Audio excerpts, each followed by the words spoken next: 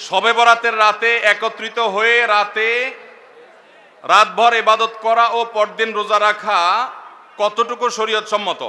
ভাইরা আমার, শবে বরাত উপলক্ষে রাতভর একত্রিত হয়ে মসজিদে ইবাদত বন্দেগী করা কোনো হাদিস দ্বারা প্রমাণিত নয়। এবং দিনের বেলা যে রোজা, এই রোজা শবে বরাত উপলক্ষে না, এটা হলো শাবান উপলক্ষে রোজা। এই রোজা হলো আইয়াম বীজ উপলক্ষে রোজা। নবী করিম সাল্লাল্লাহু আলাইহি ওয়াসাল্লাম শাবান মাসে এমনি বেশি বেশি নফল রোজা রাখতেন, সেই হিসাবে আপনিও রাখবেন। আবার আইয়াম বীজ 13, 14, 15 রোজা রাখতেন, সেই হিসাবে রাখবেন। আপনি আল্লাহর ক্ষমা, এই রাতে আল্লাহ তাআলা বান্দাকে সাধারণ ক্ষমা ঘোষণা করেন, হিংসুক ছাড়া, মুশরিক ছাড়া। এই রাতের এই ফজিলত পাওয়ার জন্য আপনি চেষ্টা করলে সেটা ভালো, আল্লাহর কাছে ক্ষমা লাভের চেষ্টা করবেন, কিন্তু বেদাতি কোনো পন্থায় না। অনেকে বলে যে এত রাকাত নামাজ, অমুকটা এত সূরা এত রাকাতে পড়তে হবে, এগুলা মন গড়া কথাবার্তা, এগুলার কোনো ভিত্তি কোরআন হাদিসে নাই। আবার অনেকে মনে করে হালুয়া রুটি খাইতে হবে, আতশবাজি করতে হবে, আলোকসজ্জা করতে হবে। শবে বরাতকে কেন্দ্র করে যা হয় তার বেশিরভাগই বেদাত এবং ভুয়া, মন গড়া ভিত্তিহীন, এগুলার কোনো অস্তিত্ব কোরআন হাদিসে পাওয়া যায়। আল্লাহ আমাদের সবাইকে সুন্নাহ মেনে চলার তৌফিক দান করুন। আমরা সুন্নাহ মেনে চলবো। শাবান মাসের সবচেয়ে বড় আমল হলো নফল রোজা রাখা, বেশি বেশি রাখবো তো ইনশাআল্লাহ। লাইলাতুন নিসফি মিন শাবান প্রচলিত শবে বরাত উপলক্ষে আমাদের করণীয় কি? বিশেষ করে এই রাতে মসজিদে ওয়াজ মাহফিল, দোয়া দরুদ, ইবাদত বন্দেগী এবং নানা ধরনের খানাদানার আয়োজন করা হয়। কোরআন সুন্নাহর আলোকে এগুলো ঠিক কিনা জানালে উপকৃত হব। ভাইরা আমার, লাইলাতুন নিসফি মিন শাবান, যেটাকে আমরা শবে বরাত বলি, এই লাইলাতুন নিসফি মিন শাবানে আল্লাহ তাআলা হিংসুক এবং মুশরিক ছাড়া বাকি মানুষদেরকে, বাকি মুসলমানদেরকে আল্লাহ তাআলা সাধারণ ক্ষমা ঘোষণা করেন মর্মে একটা হাদিস আছে। এছাড়া আরো বেশ কিছু হাদিস আছে যেগুলোর কোনো না অনেকগুলো সনদের মধ্যে কিছুটা দুর্বলতা আছে, কিন্তু মোটের পরে এ রাতের ফজিলত সুসাব্যস্ত এবং প্রমাণিত। কিন্তু এর মানে এই নয় যে এই রাতকে কেন্দ্র করে আমরা যা করি আমাদের দেশে তার সব সঠিক।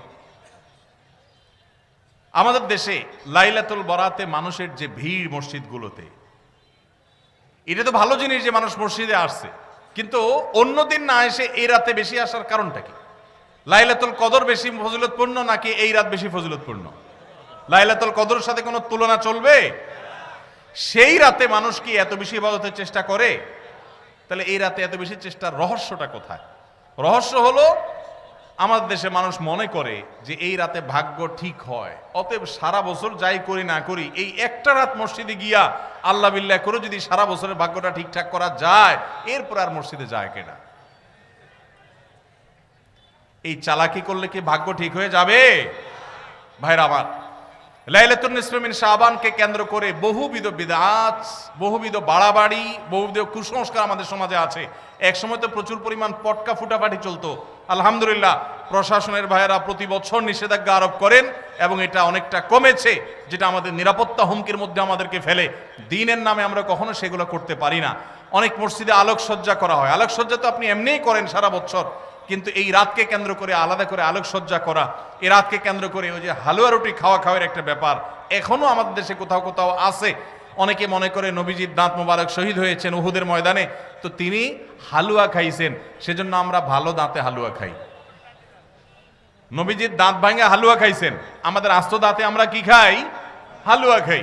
আপনার বাপের ঠ্যাং ভেঙে গেছে, উনি একটা লাঠি দিয়া খোড়ায় খোড়ায় হাঁটে, আপনার আস্ত ভালো দুইটা ঠ্যাং আছে, আপনি বাপের মহব্বতে বলছেন বাবা তোমার পাওটা ভেঙে গেছে, সেই মহব্বতে আমি আমার ভালো পাও নিয়ে লাঠি দিয়ে আমি খোড়ায় খোড়ায় হাঁটতেছি। কি বলেন? বাপ খুশি হবে? খুশি হবে? বলবে এটা তো বেয়াদবি, তামাশা করতেছো আমার সাথে, আমার ভেঙাইতেছ। নবীজি সাল্লাল্লাহু আলাইহি সাল্লাম দাঁত মোবারক শহীদ হয়েছে বাতিলের বিরুদ্ধে জিহাদ করতে গিয়ে। আপনি বাতিলের সাথে আঁতাত করবেন আর হালুয়া খায়া নবীজির সুন্নাত আদায় করবেন, এর চেয়ে বড় হাস্যকর জিনিস আর হতে পারে না। অতএব সব ধরনের বাড়াবাড়ি কুসংস্কার আমাদের বন্ধ করতে হবে। এমনকি এই রাত উপলক্ষে মসজিদে দোয়া দুরুদের জন্য সমবেত হওয়া, এ রাতে মানুষকে ডাকাডাকি করে একেবারে এই রাতের ফজিলতের জন্য মসজিদে সবাই একত্র হওয়াকে যারা জরুরি মনে করেন তারাও ভুলের মধ্যে আছেন।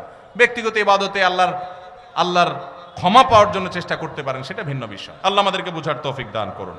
ভাইরা আমার, শবে বরাত অর্থাৎ মধ্য শাবানের যে রাত, লাইলাতুন নিসফি মিন শাবান, এই রাত সম্পর্কে বিভিন্ন হাদিস থেকে বোঝা যায় আল্লাহ রাব্বুল আলামিন মুশরিক, শিরকে লিপ্ত এবং হিংসুক, কারোর প্রতি হিংসা রাখে এইরকম দুই ব্যক্তি ছাড়া বাকি যারা কারোর প্রতি হিংসা রাখে না, শিরকে লিপ্ত না, এই মানুষগুলোকে আল্লাহ তাআলা সাধারণ ক্ষমা ঘোষণা করেন।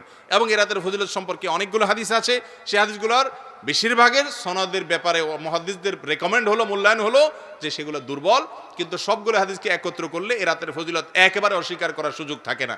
আবার আমরা এটাকে যেভাবে বছরের সবচেয়ে গুরুত্বপূর্ণ রাত বানিয়ে নিয়েছি সেটাও সঠিক না, কারণ বছরের ইবাদতের জন্য সবচেয়ে ফজিলতপূর্ণ রাত কোনটা? শবে কদর না শবে বরাত? শবে কদর। তো সেটার চাইতে আপনি এটাকে যদি গুরুত্বপূর্ণ বানিয়ে ফেলেন সেটা অবশ্যই পরিত্যাজ্য। এরপরে প্রশ্ন হলো শাবান মাসের ফজিলত, করণীয় আমল, করণীয় হাদিসের আলোকে দয়া করে বলবেন। শাবান মাস সম্পর্কে আমাদের অনেক মানুষই জানেন না যে শাবান মাসটা এমন একটা মাস যেই মাসে বান্দার আমল আল্লাহর কাছে সারা বছরের আমলের হিসাব দেওয়া হয়, জমা দেওয়া হয়। নবী করিম সাল্লাল্লাহু আলাইহি সাল্লাম শাবান মাসে সবচেয়ে বেশি নফল রোজা রাখতেন। রমজানের পরে বছরের 2 মাসে বেশি নফল রোজা রাখতে হয়, একটা হলো মুহররম, আরেকটা হলো শাবান। নবী করিম সাল্লাল্লাহু আলাইহি সাল্লাম সম্পর্কে আমাদের আয়েশা রাদিয়াল্লাহু আনহা, উসামা ইবনে যায়েদ রাদিয়াল্লাহু তাআলা আনহু আর বিভিন্ন হাদিস সাহাবীরা বর্ণনা করেছেন যে তিনি শাবানে যত রোজা রাখতেন রমজানের পরে অন্য কোনো মাসে এত রোজা রাখতেন না। আমাদের আয়েশা রাদিয়াল্লাহু তাআলা এও বলেছেন কানা ইয়াসুমু শাবানা ইল্লা কালিলা, নবী করিম সাল্লাল্লাহু আলাইহি সাল্লাম গোটা শাবান জুড়ে রোজা রাখতেন, কয়েকটা দিন বাদে। শেষের দিকে রোজা রাখতেন না, শাবানের শুরুর দিকে বেশি বেশি রোজা রাখতেন। শাবান মাস সম্পর্কে একজন সাহাবী জিজ্ঞাসা করেছেন, ইয়া রাসূলুল্লাহ, আমি আপনাকে শাবানে বেশি রোজা রাখতে দেখি, এর কারণটা কি? তিনি দুটি কারণ বলেছেন। এক নম্বর কারণ হলো তিনি বলেছেন এই মাসে বান্দার আমল আল্লাহর সামনে পেশ করা হয়, ফেরেশতারা হিসাব জমা দেয়, সারা বছরের রিপোর্ট জমা দেয়। তো আমি চাই আমার রিপোর্ট যখন জমা দেওয়া হবে ওই টাইমটাতে আমি একটু আমলে থাকি, রোজার মধ্যে থাকি, যাতে করে আমার আমল নামা জমা দেওয়ার সময় আমাকে আল্লাহ ইবাদত অবস্থায় দেখেন। কোনো মালিকের ডিউটি করলে মালিক হঠাৎ করে এসে গেছে ইনভেস্টিগেশনে বা সাইট ভিজিটে, ওই টাইমে যদি কর্মচারী বা কাজের লোকটা কাজে ব্যস্ত থাকেন, মালিক ওই অবস্থা দেখে তার কাছে ভালো লাগবে। এই জন্য শাবান মাস নবী করিম সাল্লাল্লাহু আলাইহি সাল্লাম নফল রোজা বেশি বেশি করে রাখতেন। বান্দার আমল নামা প্রাত্যহিকভাবে সকাল সন্ধ্যায় 2 বার জমা হয়, সাপ্তাহিকভাবে বৃহস্পতিবার জমা হয়, আর বাৎসরিকভাবে জমা হয় কখন? শাবান মাস। আর দ্বিতীয় কারণ হলো শাবান মাসে নবী করিম সাল্লাল্লাহু আলাইহি সাল্লাম বেশি বেশি রোজা রাখতেন। এর কারণ হলো এই মাসে মানুষ গাফেল থাকে, ওই যে রমজানের ব্যস্ততা, যে রমজান আসলে তো ইবাদত করবই, এই জন্য আগে থেকে আর করে না। রজব মাস সম্মানিত মাস, রমজান মাস শ্রেষ্ঠ মাস, মাঝখান দিয়ে এই মাসটা গাফেল থাকে। তো নবী করিম সাল্লাল্লাহু আলাইহি ওয়াসাল্লাম এই মাসে বেশি বেশি নফল রোজা রাখতেন। এই জন্য শাবান মাসের শ্রেষ্ঠ আমল হলো কি করা? নফল রোজা রাখা। 2-4টা করে শুরুর দিক থেকে রাখার চেষ্টা করতে হবে। আল্লাহ আমাদেরকে আমলের তৌফিক দান করুন। এরপরে প্রশ্ন হলো রাসূল আকরাম সাল্লাল্লাহু আলাইহি ওয়াসাল্লাম রুকু সিজদায় কয়টা দোয়া পড়তেন এবং সেগুলো কি? ভাই, রুকুতে সুবহান রাব্বিয়াল আযীম আর সিজদায় সুবহান রাব্বিয়াল আলা, এই 2টা দোয়াই আমাদের মুখস্থ। মজার বিষয় হলো আমাদের নবী করিম সাল্লাল্লাহু আলাইহি ওয়াসাল্লাম রুকুতে শুধু এই 2টা দোয়াই পড়তেন না, আরো একাধিক দোয়া তিনি পড়তেন। কি পড়তেন আমরা অনেকে জানি না, একটু শুনে রাখি, চেষ্টা হলে মুখস্থ করি, মাঝে মধ্যে চেঞ্জ করি। অনেকে নামাজের মধ্যে মনোযোগ না থাকার অভিযোগ করেন।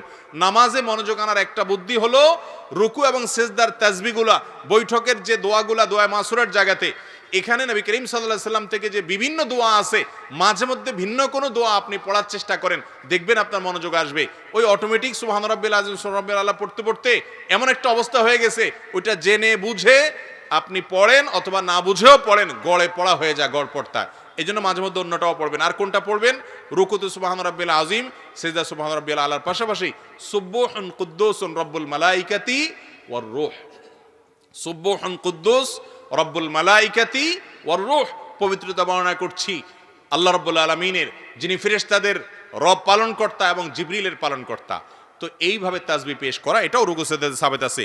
তারপর সুবহানাকাল্লাহুম্মা রব্বানা ওয়া বিহামদিকা আল্লাহুম্মা গফিরলি, সুবহানাকাল্লাহুম্মা রব্বানা ওয়া বিহামদিকা আল্লাহুম্মা গফিরলি, এই দোয়াটাও রুকু সিজদাতে নবী করিম সাল্লাল্লাহু আলাইহি ওয়াসাল্লাম পড়েছেন। যার অর্থ হলো পবিত্রতা বর্ণনা করছি তোমার, হে আল্লাহ তুমি আমার রব, তোমার প্রশংসা আমি জ্ঞাপন করছি, তুমি আমাকে ক্ষমা করো। দারুণ একটা দোয়া, রুকুতে সিজদাতে এটা পড়া যেতে পারে 2 বার 3 বার 5 বার, যতটুকু তৌফিকুল্লাহ পড়বেন। সুবহানাকাল্লাহুম্মা রব্বানা ওয়া বিহামদিকা আল্লাহুম্মা গফিরলি, সুবহান রাব্বিল আযীম আলার সাথে এগুলা মিশ্রণ করেও পড়তে পারেন, শুধু আলাদা করে পড়তে পারেন। আরেকটা আছে সুবহানা দিল জাবারুতি ওয়াল মালাকুতি ওয়াল কিবরিয়াই ওয়াল আযমা, সুবহানা দিল জাবারুতি ওয়াল মালাকুতি ওয়াল কিবরিয়াই ওয়াল আযমা, এগুলা সবগুলাই রুকু এবং সিজদায় সুবহান রাব্বিল আযীম সুবহান রাব্বিল আলার পাশাপাশি পড়াটা সুন্নাত। আমরা শুধু একটা শিখছি ছোটবেলায়, ওইটা নিয়েই কবরে যাই।